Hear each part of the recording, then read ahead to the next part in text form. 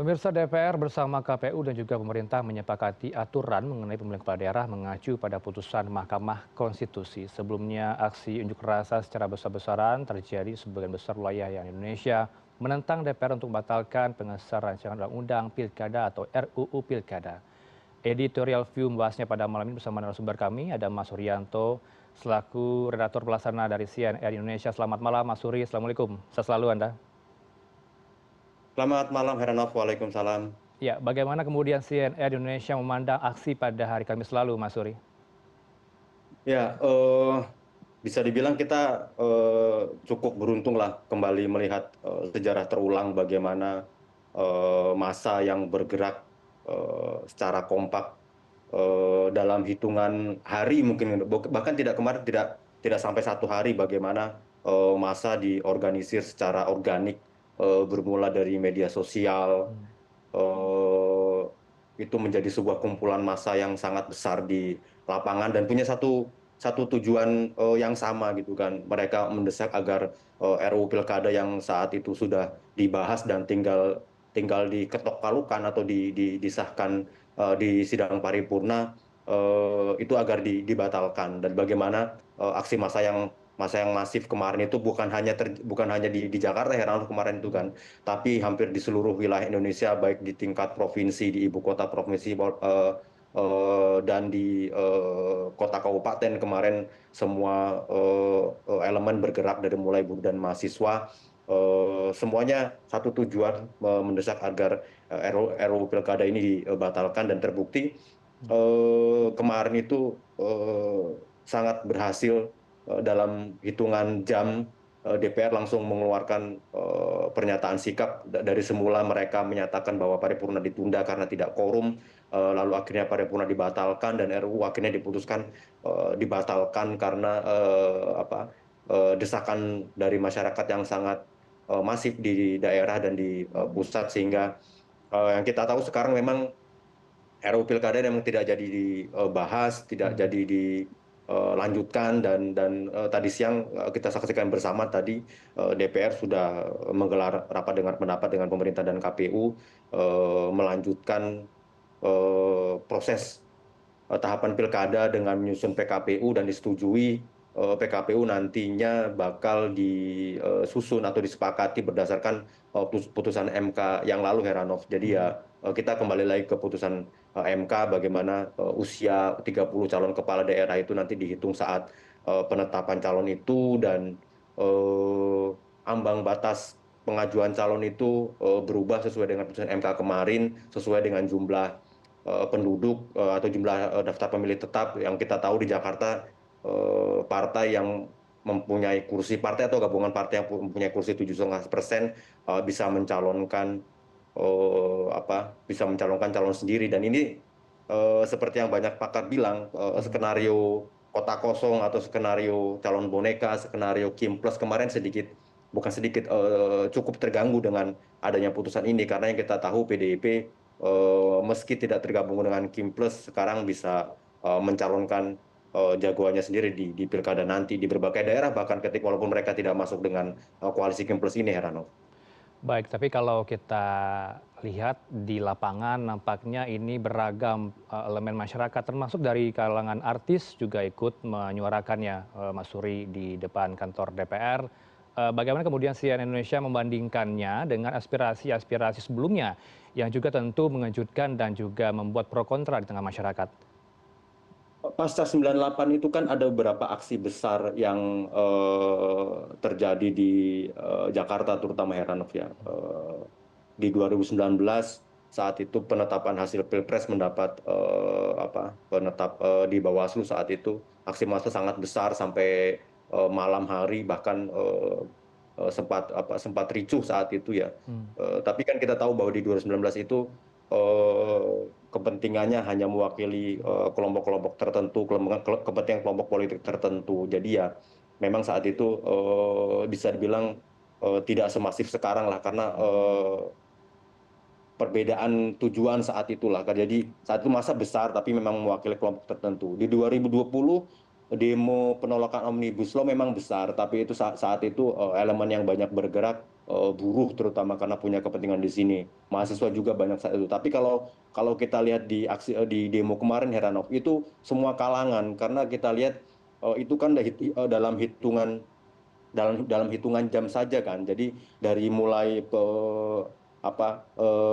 MK menetapkan putusan soal undang-undang pilkada itu di tanggal 20, tanggal 21-nya yang bikin kita sama-sama mengernyitkan dahi bagaimana DPR di sehari setelahnya langsung menyatakan akan merevisi undang-undang pilkada, padahal sebelumnya kita tidak pernah mendengar di pemberitaan bakal ada revisi undang-undang pilkada. Dan di tanggal 22,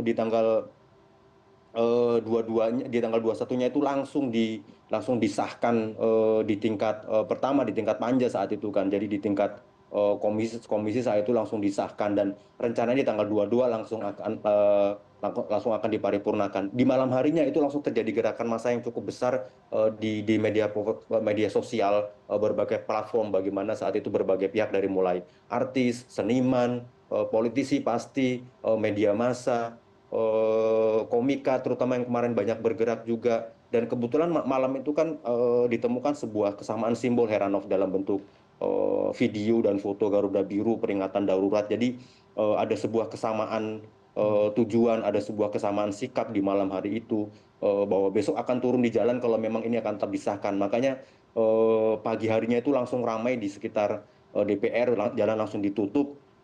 Kita dapat memahami bagaimana kekesalan publik pada waktu itu karena seolah-olah DPR punya tafsir sendiri terhadap aturan yang kita tahu selama ini semua pakar bilang bahwa putusan MK itu adalah bersifat final dan mengikat. Jadi kita di malam itu pun berpikir bagaimana DPR bisa-bisanya punya penafsiran sendiri bahwa putusan MK itu bisa diotak-atik sendiri dalam bentuk RUU. Jadi ya sangat wajar ketika terjadi sebuah kemarahan publik yang sangat seragam yang berimbas pada pengerahan massa besar-besaran di tanggal 22 kemarin, Heranov.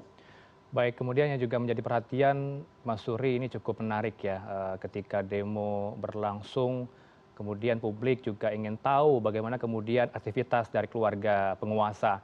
Sempat disoroti bagaimana kemudian roti yang dimakan oleh Erina Gudono dan juga jet pribadi yang digunakan atau diduga jet pribadi dilakukan perjalanan ke Amerika. Bagaimana kemudian Anda melihat netizen plus 62 ini sebegitu gercepnya melihat dinamika yang terjadi di lapangan, kemudian pro kontra juga terjadi di publik RUU Pilkada ini? Ada dua poin besar dalam putusan MK dan pembahasan RUU Pilkada di DPR kemarin, Heranov. Yang pertama terkait soal ambang batas pencalonan yang itu harus diakui sangat berpengaruh terhadap skenario kota kosong dan pembentukan Kimples. Yang kedua terkait batas usia 30 tahun bagi calon gubernur dan calon wakil gubernur.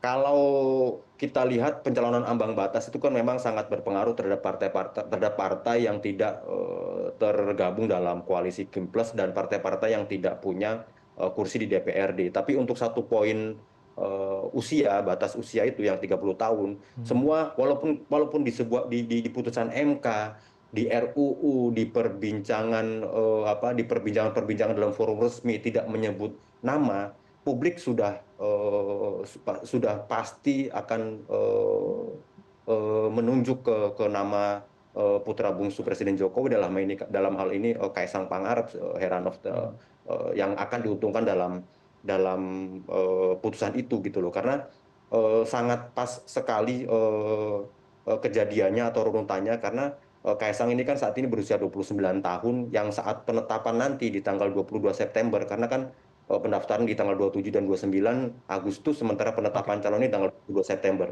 Itu kan si Kaisang belum berumur 30. Tapi kalau nanti saat pelantikan seperti yang di putusan MA sebelumnya itu di bulan Januari, itu Kaisang sudah berumur 30 tahun gitu loh. Kaisang itu berusia 30 tahun kalau tidak salah di bulan Desember nanti. Jadi publik pasti sudah paham bahwa ini hanya untuk memperjuangkan Kaisang agar bisa mencalonkan diri menjadi ketua DPR. Menjadi calon gubernur atau calon wakil gubernur.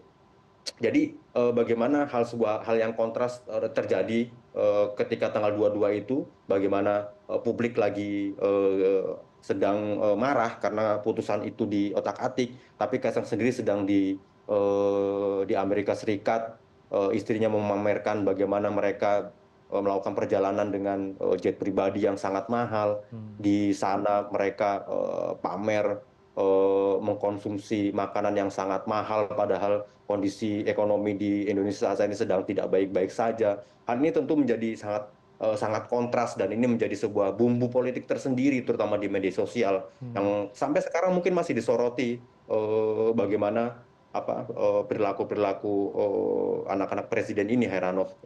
Temuan-temuan baru terus bermunculan. Hari ini muncul lagi bagaimana ternyata jet pribadi itu sudah bukan sekali ini digunakan, tapi pernah digunakan juga sebelumnya sampai sekarang merembet ke soal barang-barang mewah yang dibeli di luar negeri, apakah itu dikenakan cukai atau tidak. Hal seperti itu Oke. wajar sih, Heranov, Hmm. publik marah terhadap hal seperti ini karena yang kita tahu memang sekarang ini ekonomi sedang tidak bagus, gelombang PHK cukup meresahkan gitu loh.